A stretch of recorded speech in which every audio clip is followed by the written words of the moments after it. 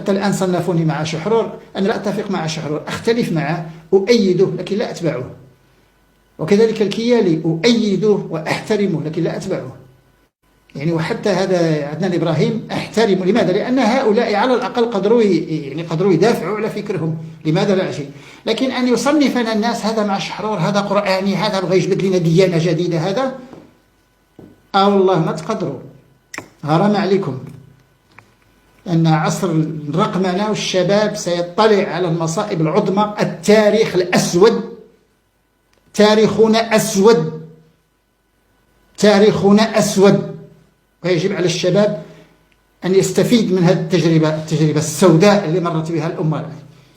وكل ما تقول 14 قرن نعيش في الضلال، 14 قرن عشنا في الضلال. يلا 40 سنة فقط، 40 سنة هي اللي عشناها جيدة. 40 سنة من اللي تقتل الحسين، من اللي تقتل علي، من اللي تقتل عثمان، من اللي تقتل عثمان، وحنا عايشين في الضلال إلى الآن. أيوا واش قلتي؟ يعني لا الدولة الأموية ولا الدولة العباسية ولا اللي جاوا من وراها. يلا السنوات الوحي والخلافة ديال أبو بكر وديال عمر، عثمان تقتل، من وراء عثمان راكم شفتوا موقع. علي مشى للكوفة، معاوية جاب السيف، عائشة خرجت لمعركة الجمال. تاريخنا أسود، على الأقل نستافدوا منه.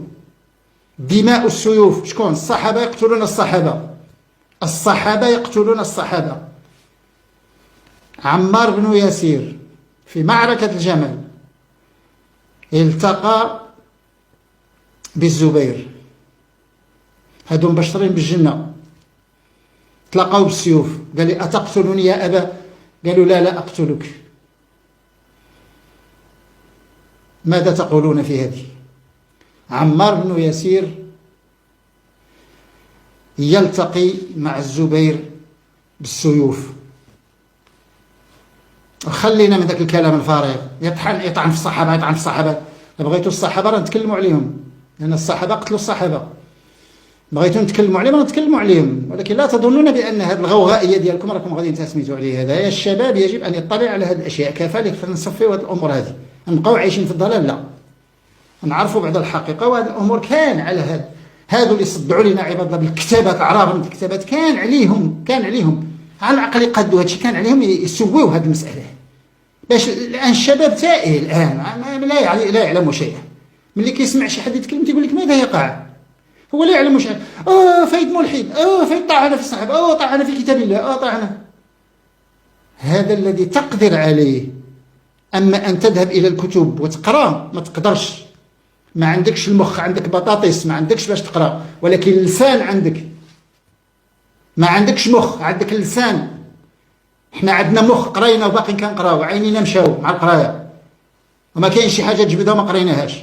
ونعطيك يعني التدقيق ديال الصحابه ملي تلاقاو مع بعضياتهم، وملي جابوا راس عمار بن ياسير، جابوا راس عمار بن ياسير جابوه لعلي، قالوا لي ها الراس ديالو، ها هو. شكون اللي جاب الراس ديالو؟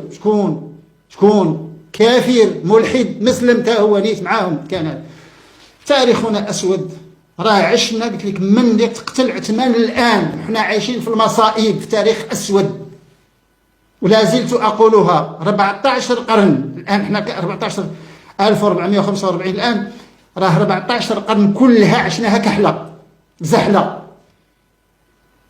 لا زال ما يقال، يسول لا زال ما يقال ان شاء الله. راه كاين اشياء الى اطلعت عليها راه ماشي كحله، راها لا اله الا الله.